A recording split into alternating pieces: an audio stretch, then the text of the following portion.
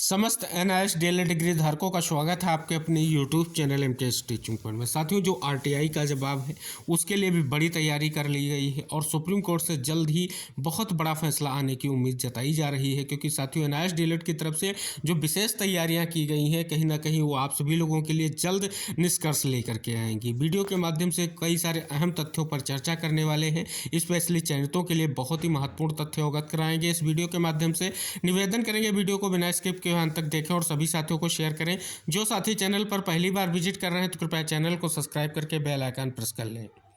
जिस याचिका के बारे में साथियों हम बात कर रहे हैं वो है आपकी Kaushik Das versus State of West Bengal की। साथियों ये चयनितों के लिए कैसे अहम हो गई सुनवाई स्पष्ट कर देंगे साथियों वीडियो में आगे। साथियों जैसा कि आप यहाँ पर देख रहे हैं, ये जो आपका केस है स्पष्ट तौर पर ये हाई कोर्ट में एक केस चल रहा है जिसको चैलेंज करते हुए सुप्रीम कोर्ट ले जाया गया है। कारण आप सभी को अवगत कराएंगे क्योंकि ये ऑनगोइंग भर्ती है, यानी स्पष्ट तौर पर इसमें कुछ साथियों को मौका मिल चुका है, कुछ को नहीं मौका मिला और इसी केस से ही क्लेरिफिकेशन होने से चयनितों को बहुत बड़ा फायदा होने जा रहा है। कैसे फायदा होगा ये वीडियो में आगे समझेंगे। फिलहाल इस आदेश को एक बार अवगत करा दें। यहाँ पर 2002 के जो रेगुलेशन की बात की गई है वो कोर्ट के पटल पर रखे जाएंगे, यानी आप सभी को बताएंगे जो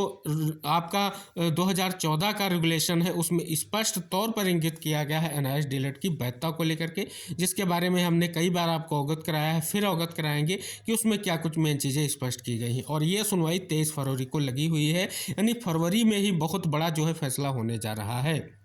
जैसा कि साथियों कल ये आरटीआई आप सभी के सामने आई थी, इसमें दो अहम जो है एनसीटी की जो है गाइडलाइन की बात की गई है। एक तो 23 अगस्त 2018 की और एक 12 नवंबर 2014 की। इसकी बात यहाँ पर कर दी गई है और इसमें एक बात और कर दी गई कि 18 महीने के एनआईएस डीएलएड कार्यक्रम के अनुसार 23 अगस्त 2010 की गजट अधिसूचना के संबंध में नियुक्त उम्मीदवारों पर विचार नहीं किया गया। यानी साथियों आप सभी को अवगत करा दें, कहने का उद्देश्य ये है कि 23 अगस्त 2010 में जो न्यूनतम अर्हताएँ दी गई हैं उसमें 2 वर्षीय डिप्लोमा ही मान्य किया गया है। लेकिन साथियों यहां पर 12 नवंबर 2014 की अधिसूचना नहीं, इसके बाद जो आपका रेगुलेशन आया है जो स्पष्ट तौर पर कोर्ट के पटल पर जाने वाला है, जिसके लिए स्पष्ट तौर पर कहीं ना कहीं बड़ी तैयारी की जा रही है।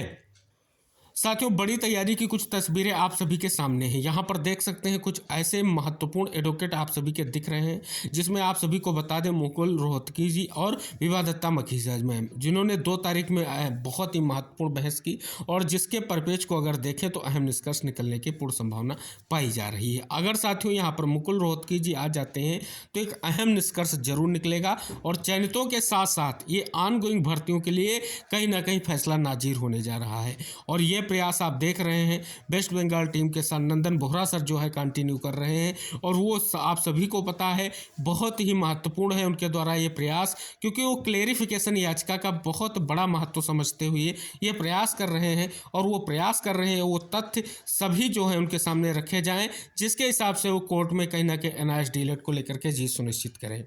और जैसा कि साथियों आप सभी को अवगत करा दें, यहाँ पर कोर्ट के पटल पर जो महत्वपूर्ण चीज़ें रखी जाएंगी ये आपके स्पष्ट तौर पर जो रेगुलेशन 2014 की बात की गई, इसमें स्पष्ट तौर पर जो मुद्दा बना हुआ है 2 वर्ष 24 माह 18 माह का, वो स्पष्ट तौर पर निष्कर्ष जरूर निकलेगा। यहाँ पर आप शैक्षणिक सत्र वर्ष की बात की गई है या 2 शैक्षणिक सत्र और या 2 वर्ष की बात की गई। तो शैक्षणिक सत्र साथियों आप सभी के लिए कंप्लीट है और शैक्षणिक सत्र के आधार को जो है कहीं ना कहीं कोर्ट के सामने रखा जाएगा। तो साथियों आपने देखा है कई सारे अहम प्रयास किए जा रहे हैं और ये अहम प्रयास निष्कर्ष की ओर आपको लेकर के जाएंगे। जैसा कि 16 तारीख की सुनवाई से लगा कि इस याचिका से कहीं ना कहीं स्थितियां विपरीत हो जाएंगी, लेकिन यही याचिका एक बार फिर से आप सभी लोगों के लिए नाजिर साबित होने जा रही है, जो क्लेरिफिकेशन है। क्योंकि साथियों आप सभी को पता है अगर 28/11 के जजमेंट का क्लेरिफिकेशन हो जाता है तो इससे पूर्व में जो चयनित हैं कहीं ना कहीं उनकी स्थितियाँ बिल्कुल स्पष्ट हो जाएंगी। आप सभी को पता है अगर क्लेरिफिकेशन में स्पष्ट हो जाता है कि ये फैसला केवल 28/11 के बाद ही लागू किया जाएगा, तो इससे पहले अगर लागू नहीं है तो स्पष्ट हो जाएगा कि स्पष्ट तौर पर जो चयनित है उनका चयन बिल्कुल सेफ हो जाएगा और जो आरटीआई में जिस चीज़ को लेकर के कहीं ना कहीं स्थिति स्पष्ट की गई वो भी स्पष्ट हो जाएगा। यानी अब 2014 का जो रेगुलेशन है वही आपकी वैधता को लेकर के वही आपको जो है फाइनल मोहर दिलाएगा, जो स्पष्ट तौर पर दिख भी रहा है और इंगित होने का प्रयास भी कर रहा है।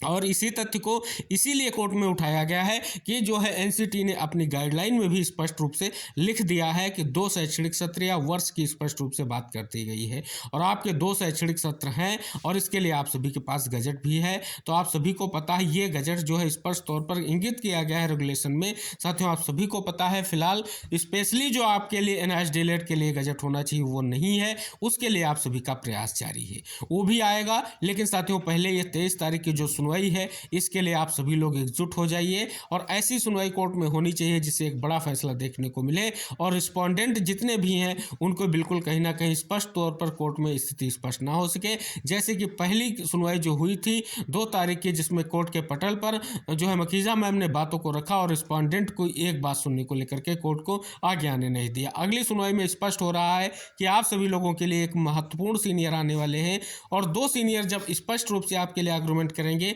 तो कहीं ना कहीं उत्तरदाताओं के लिए बहुत बड़ी मुश्किलें आने वाली हैं और स्पष्ट तौर पर एनआईएस के लिए बड़ा फैसला आने वाला है। तो 23 तारीख की अहम सुनवाई बहुत ही महत्वपूर्ण होने जा रही है और जिस प्रकार से एनआईएस डीएलएड को फटकार लगी है उसी तरीके का बड़ा फैसला देखने को मिलेगा जब कोर्ट के पटल पर ये चीज़ें सामने रखी जाएंगी और इन पर विचार करने को लेकर के प्रयास किया जाएगा और कोर्ट कहीं ना कहीं बड़ा निर्देश जरूर निकल कर सामने आएगा। तो आशा करते हैं सभी साथियों को ये वीडियो शेयर करें, चैनल को सब्सक्राइब करें, बेल आइकन प्रेस करें जिससे सभी महत्वपूर्ण वीडियोज एनआईएस डीएलएड के आपको आसानी से प्राप्त हो सके। मिलते हैं नेक्स्ट अपडेट के साथ, तब तक के लिए टेक केयर, बाय बाय साथियों।